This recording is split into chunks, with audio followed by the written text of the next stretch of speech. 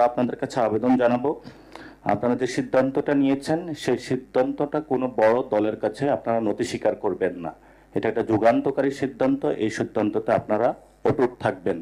অর্থাৎ আমরা জানাচ্ছি প্রত্যেকটি দল নিজস্ব প্রতীকে যাতে নির্বাচন করে সেই বিষয়ে আপনাদের অটুট থাকার জন্য আমরা আপনাদেরকে আহ্বান জানাচ্ছি।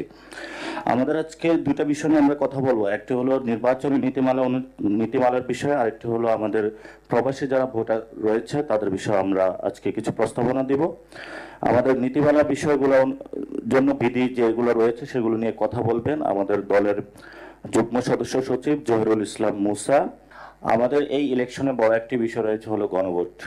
গণভোট কি প্রক্রিয়া হবে, কিভাবে আপনারা এটা বাস্তবায়ন করবেন, এই সুনির্দিষ্ট নীতিমালা আমরা কবে পাবো, কবে আমরা প্রচারণা করতে পারবো, সেই বিষয়ে আপনারা আজকে আমাদের একটু জানাবেন এবং আপনাদের থেকে জেনে আমরা হয়তো ওই বিষয়ে আমরাও কিছু কোলাবোরেশন কাজ করতে পারবো বলে আশা করি।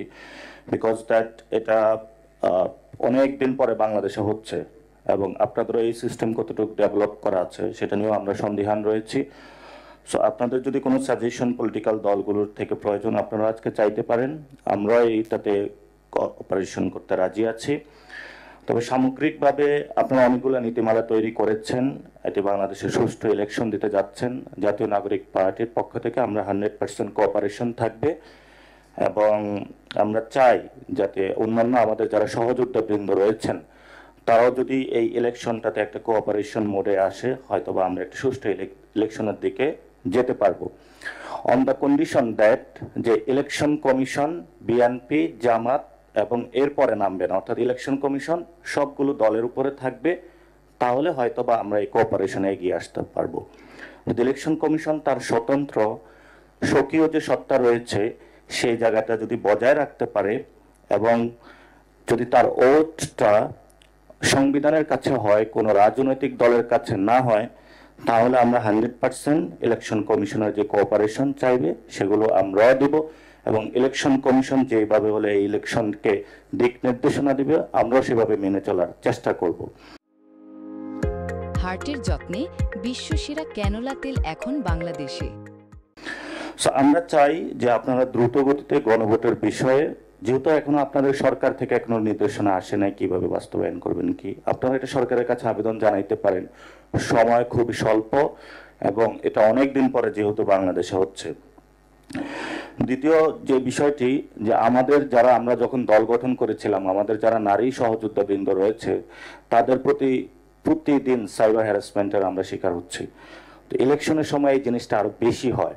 তো সেই ক্ষেত্রে আপনারা এটা নিয়ে স্পেশালি যারা উইমেন সেকশন রয়েছে তাদেরকে কিভাবে এটা থেকে সেভ করা যায় একটা মনিটরিং সেল যদি আপনারা গঠন করে দিতে পারেন, রিয়ালি এটা আমাদের জন্য অনেক ভালো হবে। কারণ বাংলাদেশে বড় একটা সংখ্যক এখন নারী রয়েছে। এখানে এই সংস্কার কমিশনের মধ্যে আমরা প্রস্তাবনা রেখেছিলাম যাতে নারীদের বড় একটা অংশগ্রহণ বাংলাদেশে এনশিওর করা যায়।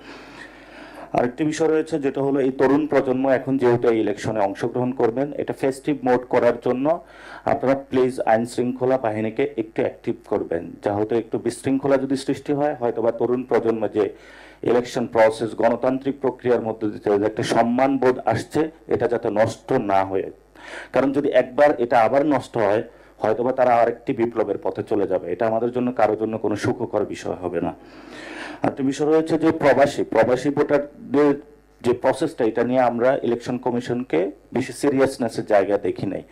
কারণ আপনারা এখন যে প্রসেসগুলোতে যাচ্ছেন একটা লিমিটেড টাইম দিয়েছেন, আমরা বলেছি যে এটা লিমিটেড টাইম না করে একটু বৃদ্ধি করার জন্য বা প্রসেসগুলো অনেক আগে চালু করার জন্য যদি এটা করতে পারতেন তাহলে হয়তো বা প্রবাসী ভোটারদের টার্ন বা আউটটা রেশিওটা অনেক বেশি পড়তো।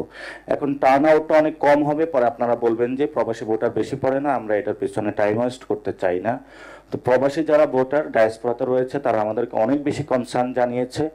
সো আপনারা একটু সিরিয়াস হয়তো এটা দেখবেন, জানি আপনাদের অনেক ব্যস্ততা রয়েছে, এটা একদম যে প্রতিষ্ঠানকে একদম ভেঙে দেওয়া হয়েছে ওই প্রতিষ্ঠানের আপনারা দায়িত্ব নিয়েছেন, কিন্তু যেহেতু দায়িত্ব নিয়েছেন আপনারা যদি এই দায়িত্বটা আরো একটু বেশি করে আদায় করেন হয়তোবা আমাদের সবার জন্য ভালো হবে।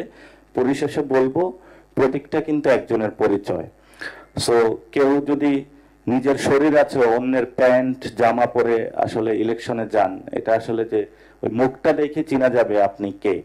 সেজন্য আমি বলবো যারা রাজনৈতিক দলের এখানে ব্যক্তিবৃন্দ রয়েছেন দীর্ঘ সময় পরে আমাদের সামনে একটি সুযোগ এসেছে যে নিজ নিজ প্রতীকে নির্বাচন করে নিজ নিজ স্বকীয় জায়গায় নিজ নিজ পরিচয়টা জানানোর আমাদের সুযোগ এসেছে। এই অপরচুনিটি আমরা লস্ট করব না। এটা আমাদের জন্য একটি বড় পাওয়া